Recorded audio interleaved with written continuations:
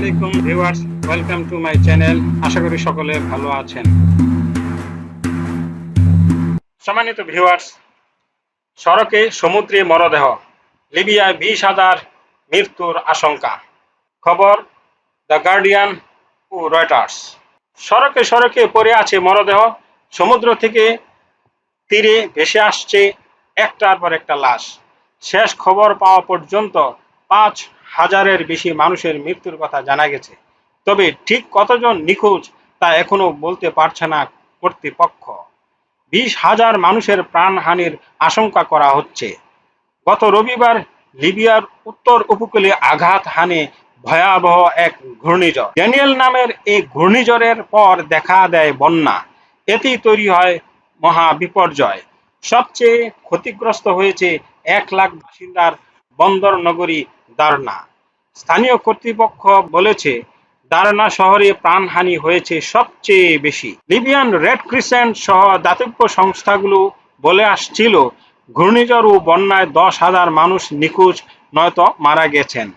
তবে আজ বুধবার স্থানীয় চিকিৎসক ও দাতব্য সংস্থাগুলো জানিয়েছে মৃত্যুর প্রকৃত সংখ্যা 20,000 হতে পারে।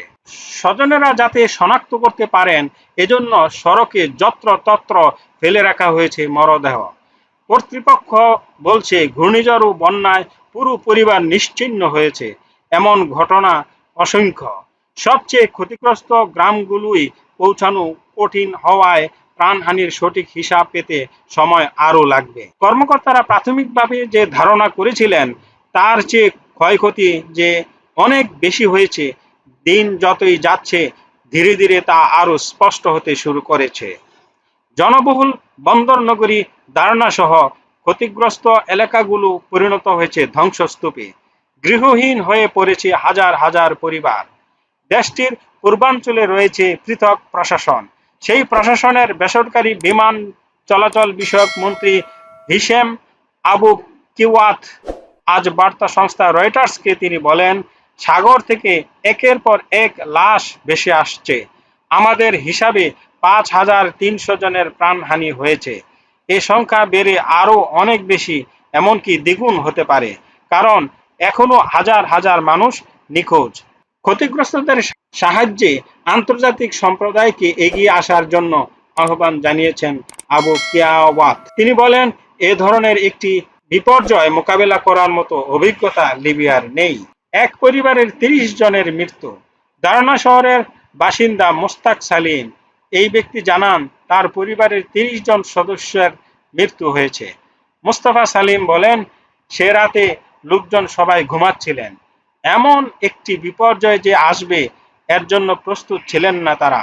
এ পর্যন্ত আমার পরিবারেরই 30 জনের মৃত্যু হয়েছে। দারনা শহরে জন্ম ওয়ালিদ আব্দুল্লাতির। বর্তমানে তিনি আছেন ত্রিপলিতে। ওয়ালিদ জানতে পেরেছেন দারনায় তার পরিবারের বেশিরভাগ সদস্য হয় মারা গেছেন নয়তো নিখোঁজ। তিনি বলেন, আমরা 1 বা 2 জনের কথা বলছি না, প্রতিটি পরিবার 10 জন পর্যন্ত স্বজন হারিয়েছে। লিবিয়ায় এই ঘূর্ণিঝড় ও বন্যাকে নজিরবিহীন বিপর্যয় বলছেন আল জাজিরার মালিক ত্রেইনা।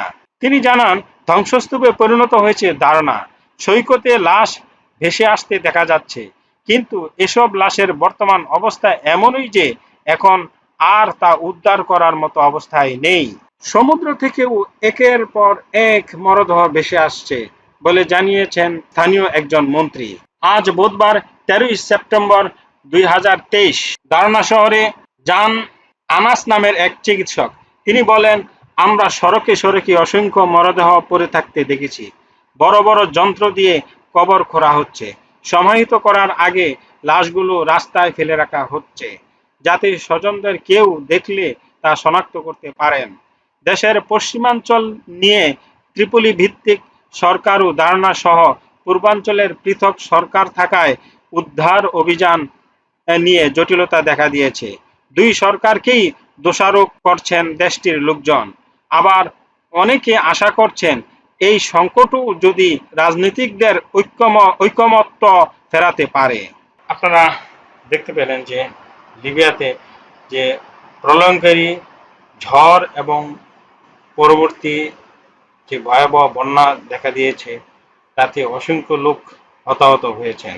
যে সমস্ত মুসলমান নরনারী এই বিপর্যয়ে মৃত্যুবরণ করেছেন, তাদের জন্য আমরা দোয়া করি আল্লাহ যেন তাদেরকে শহীদি মৃত্যু দান করেন। যারা আহত হয়েছেন তাদের আমরা দ্রুত আরোগ্য কামনা করছি, আর যারা ক্ষতিগ্রস্ত হয়েছেন তাদের প্রতি আমরা সমবেদনা প্রকাশ করছি।